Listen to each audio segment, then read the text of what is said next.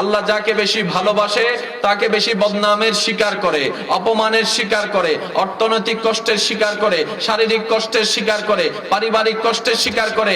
আল্লাহ যাকে ভালোবাসতে চায় তাকে কষ্ট দিয়েই। আল্লাহ জিজ্ঞেস করে, বান্দা মাওলা আমাকে কষ্ট দিচ্ছ কেন? বলে যে তোকে কষ্ট দিচ্ছি যেন তুই ধৈর্য ধারণ করতে পারিস, কারণ ওই ধৈর্যের মাধ্যমে আমি খুশি হয়ে তোর গুনাহকে মাফ করে তোকে পবিত্র করে কাছে টেনে নিতে চাচ্ছি। সব কষ্ট কষ্ট হয় না, কিছু কষ্ট নিয়ামত হয়। যেমন শিক্ষক যখন ছাত্রদেরকে মারে, এটা কি কষ্ট দেওয়ার জন্য মারে নাকি জীবন গড়ে দেওয়ার জন্য? মা বাবা যখন সন্তানদেরকে ডাক দেয়, এটা কি ঘৃণা করে ডাক দেয় নাকি জীবন গড়ে দেওয়ার জন্য? তাহলে সব শাসনের পিছনে আপনার ঘৃণা থাকে না, সব আঘাতের পিছনে আপনার ঘৃণা থাকে না, কিছু কিছু আঘাতের পিছনে আপনার আমার কল্যাণ থাকে।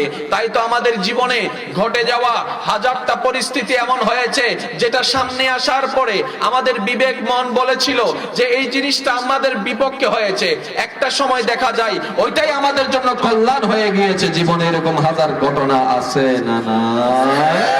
সেজন্য মুরব্বীরা একটা কথা বলে, আল্লাহ যখন যা করে, একটু সবাই বললে আমি খুশি হব, আল্লাহ যখন যা করে।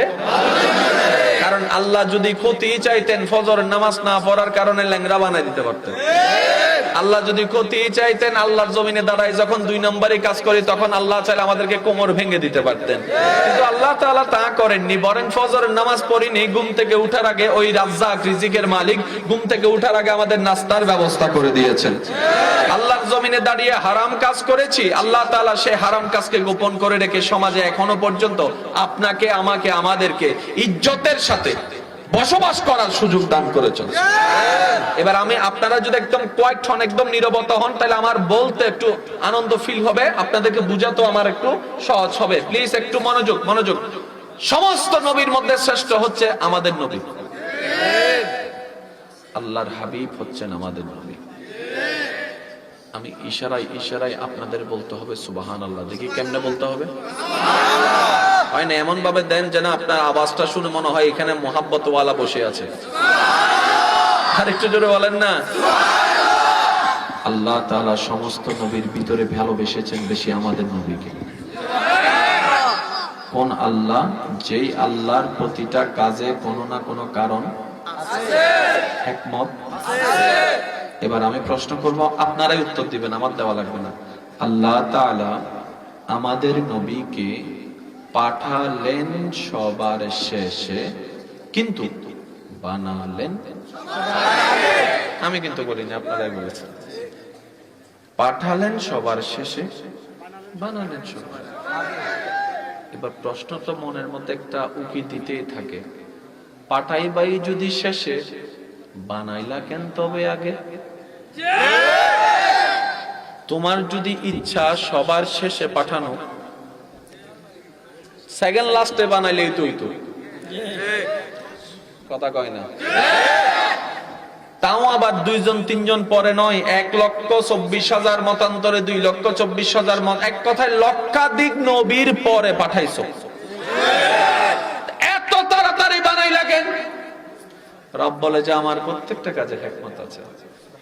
আমি কাউকে দিয়ে পরীক্ষা করি, কারো থেকে নিয়ে পরীক্ষা করি, কাউকে সম্মান দিয়ে পরীক্ষা করি, কাউকে বেইজ্জত দিয়ে পরীক্ষা করি, কাউকে টাকাওয়ালা বানাই, কাউকে গরিব বানাই। সব আমি আল্লাহর মেজারমেন্টে আছে, কেউ বাদ পারবে না, কেউ বাদ পড়বে না, সবকিছু আমি আল্লাহর নিয়ন্ত্রণে আছে। সুবহানাল্লাহ।